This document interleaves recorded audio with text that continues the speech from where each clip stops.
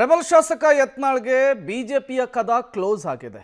ಹಾಗಾದ್ರೆ ಅವರ ಮುಂದಿನ ರಾಜಕೀಯ ದಾರಿ ಏನು ಅನ್ನುವಂತಹ ಪ್ರಶ್ನೆಗೆ ಇವತ್ತು ವಿಜಯಪುರದಲ್ಲಿ ಅತಿ ದೊಡ್ಡ ಹಿಂಟನ್ನು ಕೊಟ್ಟಿದ್ದಾರೆ.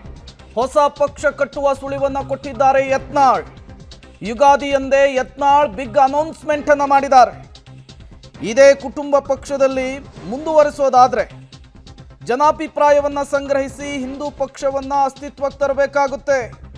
ಹಿಂದೂಗಳ ರಕ್ಷಣೆ, ದೇಶಕ್ಕಾಗಿ ಹಿಂದೂ ಪಕ್ಷ ಅಸ್ತಿತ್ವಕ್ಕೆ ತರಬೇಕಾಗಿದೆ. ವಿಜಯದಶಮಿಯ ವೇಳೆ ಹೊಸ ಪಕ್ಷದ ರಚನೆಯನ್ನ ಮಾಡ್ತೇವೆ.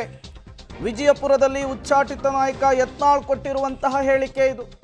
ಸಹಜವಾಗಿಯೇ ಈ ಹೇಳಿಕೆ ನಾನಾ ರೀತಿಯ ಚರ್ಚೆಗಳಿಗೆ, ನಾನಾ ರೀತಿಯ ವ್ಯಾಖ್ಯಾನಗಳಿಗೆ ಎಡೆ ಮಾಡಿಕೊಡ್ತಾ ಇದೆ. ಯಾವಾಗ ದೆಹಲಿಯಿಂದ ಉಚ್ಚಾಟಿತರಾಗಿ ಕಲಬುರಗಿಗೆ ಬಂದು ಕಲಬುರಗಿಯಿಂದ ಬೆಂಗಳೂರಿಗೆ ಯತ್ನಾಳ್ ಬಂದ್ರು, ತಮ್ಮ ತಂಡದ ಸದಸ್ಯರ ಜೊತೆಗೆ ಒಂದು ಮೀಟಿಂಗ್ ಮಾಡ್ತಾರೆ. ನಾನು ಮತ್ತೆ ಬಿಜೆಪಿಗೆ ಹೋಗುವ ವಿಶ್ವಾಸವಿದೆ ಅನ್ನುವಂತಹ ಮಾತುಗಳನ್ನು ಆಡ್ತಾರೆ.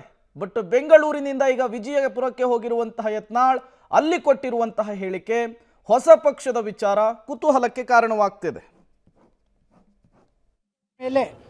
ಯಾಕಂದ್ರೆ ಹಿಂದೂಗಳು ಎಂದೂ ಆಕ್ರಮಣಕಾರಿಯಾಗಂಥ ಮನೋಭಾವನೆ ಇಲ್ಲ ನಮ್ಮದು. ನಾವು ಎಲ್ಲ ಸಹನ ಮಾಡ್ಕೊಂಡು ಬಂದೀವಿ.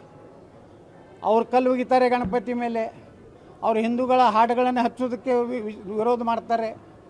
ಅವರು ಈ ದೇಶವನ್ನು ಎಂದೂ ಪ್ರೀತಿ ಮಾಡೋದಿಲ್ಲ. ಆದಾಗಿ ಅವರಿಗೆ ವಿಶೇಷವಾಗಿ ಕಾಂಗ್ರೆಸ್ ಅಂತರೂ ಮುಸ್ಲಿಂ ಪಕ್ಷ ಇದೆ, ಅದ್ರ ಬಗ್ಗೆ ನಾವು ಹೇಳೋದೇ ಬೇಕಾಗಿಲ್ಲ. ಆದರೆ BJP ಹಿಂದೂ ಪಕ್ಷ ಆಗಬೇಕಂದ್ರೆ ಈ ರಾಜ್ಯದ ಜನ ಮತ್ತೊಂದು ಐತಿಹಾಸಿಕ ನಿರ್ಣಯ ಆಗ್ತದೆ. ಆವಾಗ ನೀವು ಇದೇ ಯಡಿಯೂರಪ್ಪ ಕುಟುಂಬವನ್ನು ಏನಾದರೂ ನೇತೃತ್ವ ಕೊಟ್ಟರೆ ಭಾರತೀಯ ಜನತಾ ಪಾರ್ಟಿ ಹೀನಾಯವಾಗಿ ಕರ್ನಾಟಕದಲ್ಲಿ ಸೋಲ್ತಾರೆ.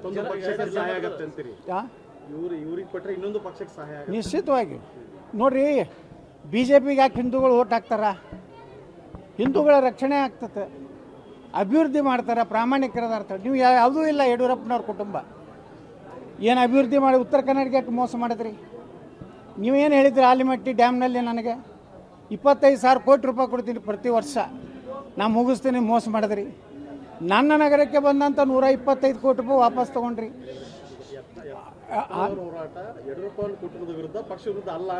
ನಾವು ಭಾರತೀಯ ಜನತಾ ಪಾರ್ಟಿ ವಿರುದ್ಧ ಅಲ್ಲ, ನರೇಂದ್ರ ಮೋದಿಯವರ ವಿರುದ್ಧ ಅಲ್ಲ. ನಾವು ದೇಶ ಇವತ್ತು ಸುರಕ್ಷಿತ ಇದ್ದರೆ ನರೇಂದ್ರ ಮೋದಿಯವರಿಂದ. ನರೇಂದ್ರ ಮೋದಿಯವರು ಯಾವ ರೀತಿ ಪ್ರಾಮಾಣಿಕರಾದ್ರೆ ಅಂಥ ರಾಜ್ಯದ ಒಂದು ರಾಜಕಾರಣದಲ್ಲಿ ನಾಯಕತ್ವ ಕೊಡಿ. ನೀವು ಎಲ್ಲರೇ